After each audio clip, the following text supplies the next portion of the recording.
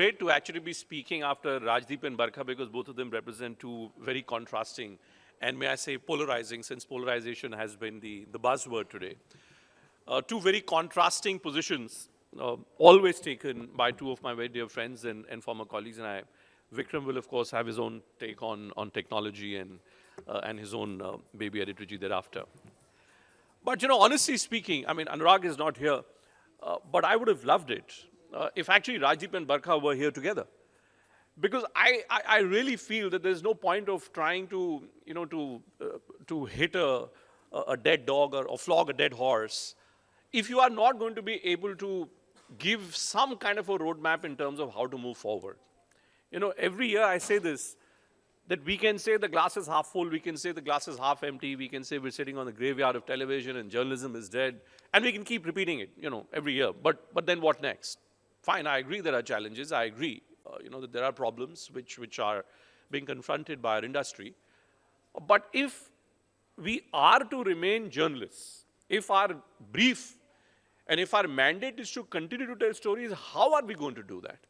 It's in that context that when Dr. Batra and his team approached me, I thought that let me speak about the challenges before legacy media and try and address this, whether legacy media indeed has been replaced by new age digital media.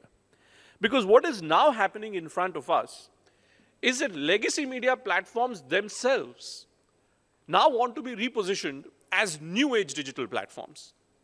You look at any television channel, you look at newspapers, everybody now wants to run on the gravy train of digital bandwidth, digital content creation, digital business plans. Just last week, I was sitting with the top CEO of one of the biggest media companies in our country. And I was amazed that the maximum amount of investments now, even for legacy media platforms, are being made in terms of how to move forward on a digital landscape. So I asked that person that will it ever be possible for a legacy media company to completely junk what it may have, let's say, stood for or what it may have achieved over the last 2 decades and reposition it completely as a new age digital media company? And the answer really amazed me. I mean, I was given all kinds of numbers, we're a land of 1 billion internet consumers, the number of people who are consuming everything on mobile phones. Business World, does a lot of interesting analysis often of the numbers of people. What are we really going to do at the end of the day with this mass of internet consumers in our country? Any story that you do on a newspaper or a television channel finds its way now on Instagram or Twitter. I have now actively, in terms of daily primetime broadcasting, I have not done it now for the last 6-7 months because I've been building my own platform called the squirrel.in. And I'd urge all of you to go online and look up that platform where we're trying to build it as a data center. Any story which can be explained in 5 facts, any story which can be explained through numbers, that's the task, that's the challenge that I've set out for myself. Squirrels.in, https://squirrels, the squirrels, THESQUIRRELS.in. And it's still in its infancy, it's still in its initial stages. But I don't wish to be taken over and completely consumed by, as I said, that the graveyard of journalism or the death of television philosophy. I really feel that if we have to remain relevant as journalists, we need to figure ways out of challenging what legacy media platforms, what big brands are really offering you. There is a huge information vacuum. Just ask yourself, where do you go when you really need, you need to verify some fact. You've heard of some rumor. You've heard of some comment. You want to know what is the backstory of that comment. Look at platforms like Bar and Bench, Live Law. Increasingly, I'm now seeing top judges of the country are not responding to what may have been written in a newspaper or what may have been spoken about the previous night by a high-flying television anchor. The commentary, the context setting, the information gathering mechanism is all now happening on online digital platforms. And that's why I believe that it's time for us to stop looking at legacy media platform as the only media If you stop looking at legacy media platforms as the only media, I think a lot of these challenges which my previous two speakers have spoken about automatically go out of the window. So let's then try and address it. What are the challenges for this new beast? How can we make the most of this new beast, this new baby, which is the digital platform, which is the digital media? And can we as consumers and providers both, we're consumers of news, we're providers of news as well, what is it that we can do to ensure that the quality which has clearly come down, how can that quality perhaps be resurrected in some forms? And that's where the context of data comes into play.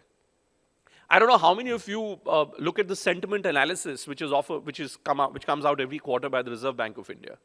You know, there are companies here which do regular, in news terms, what we call mood of the nation.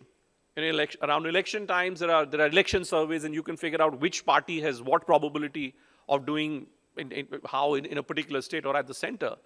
But there is a lot which is happening in our country, you know, in terms of technological advancements, in terms of the number of startups which are coming up, in terms of the R&D which is today going in space tech.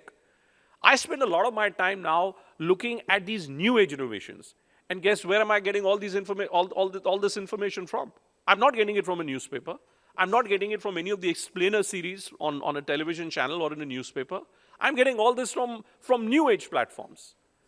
You know, there is a platform called TICE, T-I-C-E. It's a startup-focused platform. You look at the kind of commentary which is going on. Look at the kind of information, data which you are getting. I'm afraid that the time has now come for us to, I think, in large ways, dissociate ourselves from our own addiction, I think, to legacy media. I'm making an attempt myself, you know, and I say this as someone who's been a part of the television business now for 2 decades. And I've been associated with NDTV and Network 18, and before I took my own path and launched India Ahead, relaunched India Ahead, I should say, as a television channel, and that is going through its separate journey.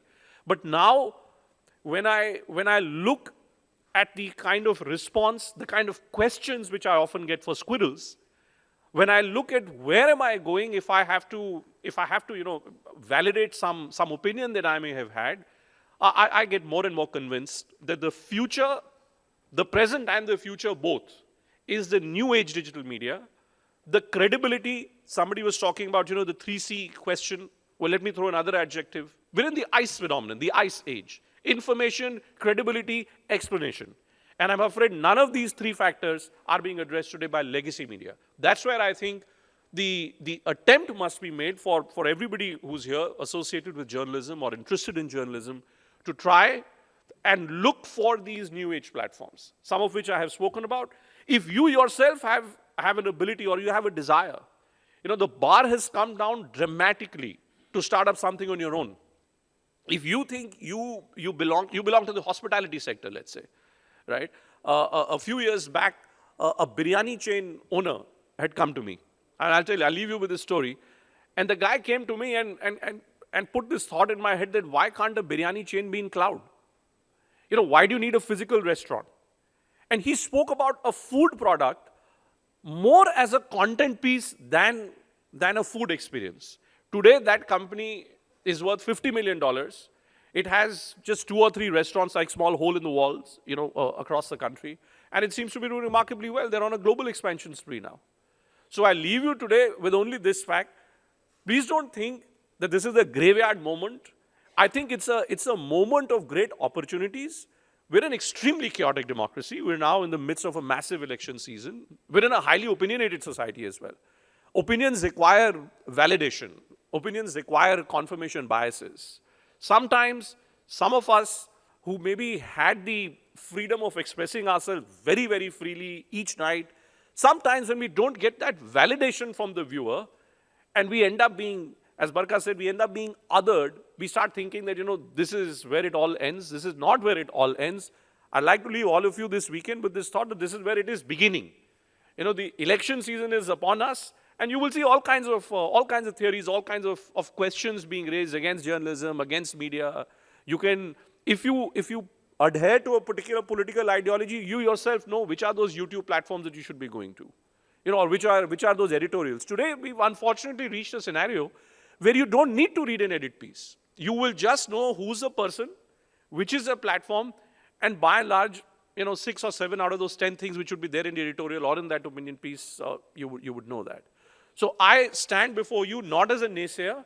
I stand before you not as a part of the pessimistic club. I stand before you as part of the optimistic club, because I believe that in a country as big, as complex, and as diverse as ours, a few television channels, a few newspapers, maybe challenged with a broken down business model, cannot stand here and say that this is the graveyard of journalism. I wish all of you very well, and congratulations once again to Dr. Bhatha and his team.